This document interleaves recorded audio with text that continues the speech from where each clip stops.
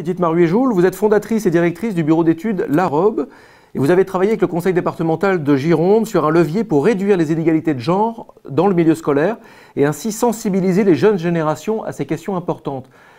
La question du genre en milieu scolaire, de quoi parle-t-on, Edith Maruet-Joule? De quelles inégalités on parle? On parle des inégalités structurelles qu'on retrouve dans la société, c'est-à-dire à la fois l'inégale valeur du groupe social des filles, la question des stéréotypes qui créent à la fois la distinction et la ségrégation entre le monde des filles et le monde des garçons, mais aussi ce qu'on appelle le sexisme et puis l'homophobie. Donc le travail dans les collèges avec le département de la Gironde, main dans la main depuis 10 ans, vise à lutter contre ces effets structurels, à les interroger, les déconstruire, à la fois avec les publics, les intervenants en milieu scolaire, les enseignants, mais aussi, et c'est là l'originalité sur ce projet, avec les techniciens et les techniciennes et les constructeurs, les bâtisseurs des collèges.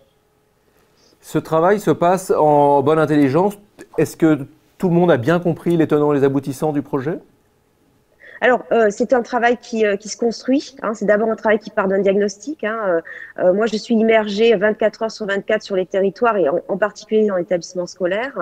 Et un travail qui m'a amené à penser aussi que la manière dont on aménage, dont on structure même un bâtiment, hein, à la fois sa cour de récréation, mais pas uniquement, aussi ses espaces à vivre, les foyers des jeunes, les aménagements qu'on peut mettre dans les collèges, le type d'équipement en fait pose question sur la possibilité de relations filles-garçons et en tout cas produisent aussi une inégale valeur entre ce qu'on appelle le monde des filles ou la place des filles, hein, tout simplement à l'espace de cours, à l'espace central.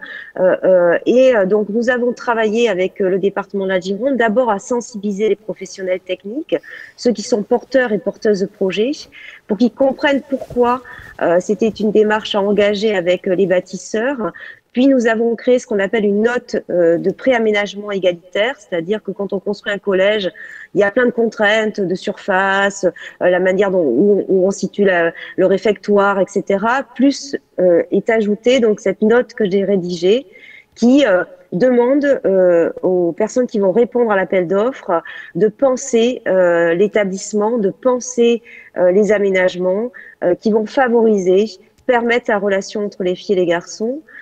Puis ensuite, lorsque le département aura choisi un plan architectural, ce qu'on appelle une esquisse du bâtiment, je vais rédiger un document de 40 pages qui va dire ce qui, d'après moi, favorise, va permettre la relation fille-garçon et ce qui reste encore des freins ou une problématique qu'on va pouvoir retravailler avec les concepteurs.